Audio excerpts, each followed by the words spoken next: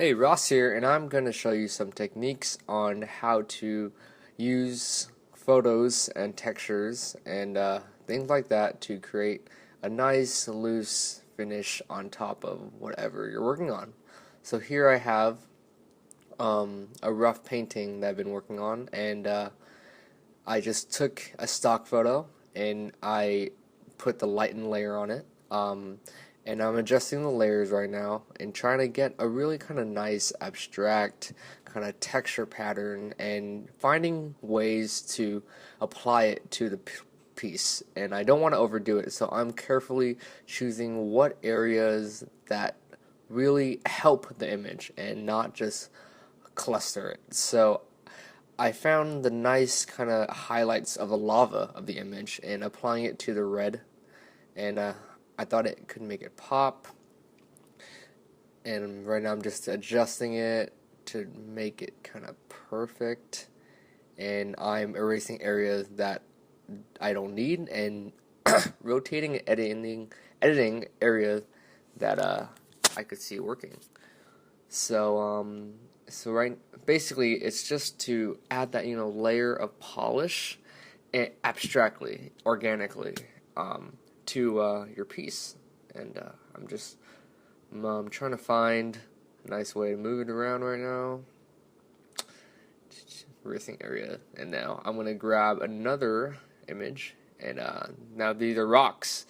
And basically you can grab any image that you can find inspiring, or you find like a texture piece that you like, or anything that you just like, and just try to manipulate it in a way where it helps your image. So I took the rocks and I played with the level, and right now I kind of extracted the light, and I'm changing the color of that light into more saturation. And basically my idea for the image here is to use the light as kind of for the veil, like maybe kind of glistering, like a kind of sparkly glistering kind of like in the air with the particles, and just give it that kind of extra level of nicely veiled effect. And so now I'm going to grab another image, and this is a smear ink stock, and I'm trying to play with it, and I inverted the color so it's cyan here, and so I'm trying to find a way to put this in, but I didn't think it matched anything I was doing.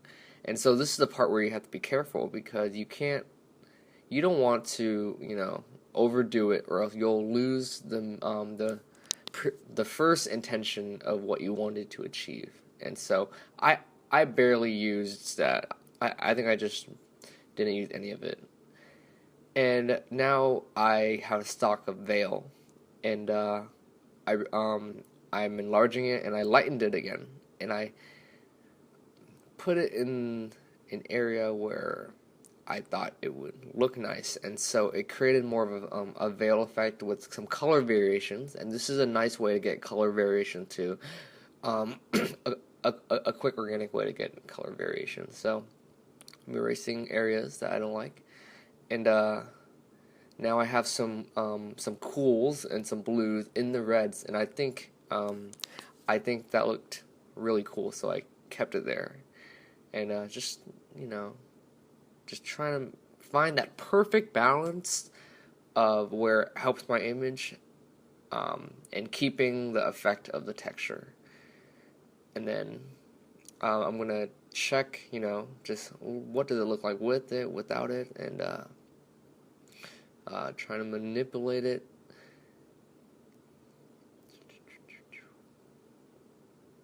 There we are.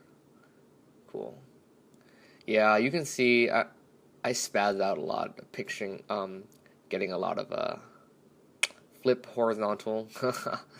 So now I'm using this kind of like a smear on the dirt wall texture, and I kind of put it on there, and it created a kind of like a palette knife effect. And that's a cool way to get a palette knife effect. You use like a kind of smear on the wall, a paint smear on the wall or something, and then you set it to like lighten or darken, and it'll the roughness of it will translate on your canvas. So right now I'm just trying to take out some areas where it might be too harsh, but still trying to keep the profile of the smear. And now I'm just grouping everything to make it cleaner, and looking at it with all my additions and without. And now I added kind of like this kind of paint pattern thing that I thought would look really cool, and then I set it to darken, so the profile of the red just like slaps it on, and I think it looks awesome. And then now I'm blurring the edges so it's more consistent with my image, and so I'm trying to find a nice kind of blur so I can like blur the edges a bit, to have more consistency.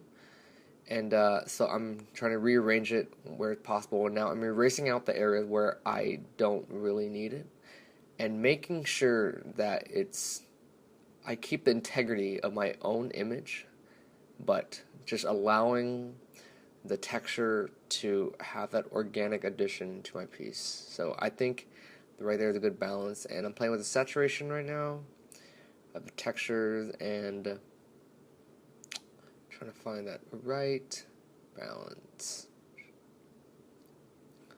And then I duplicated that because I really liked it, and tried to bring it to the other side as well.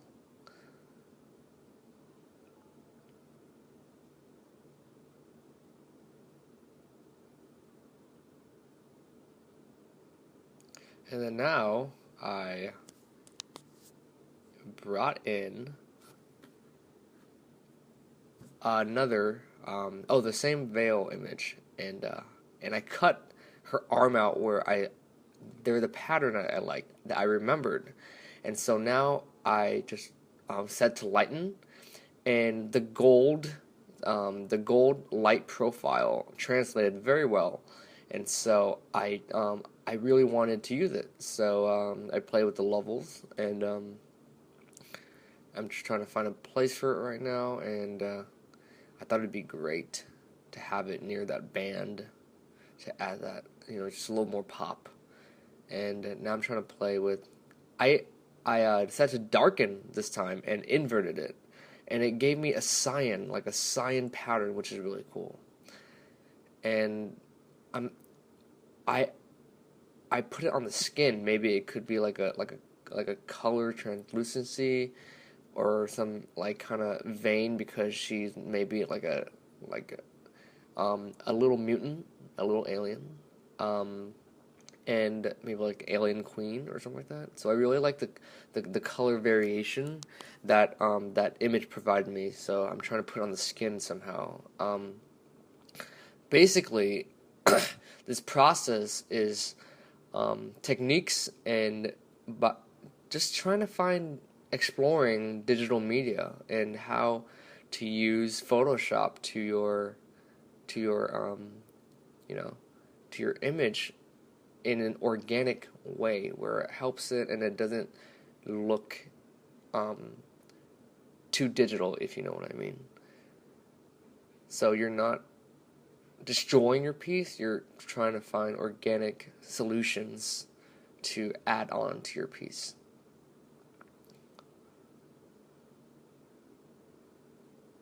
So I played around with the cool tones, and then I'm going to try to find maybe another texture right now.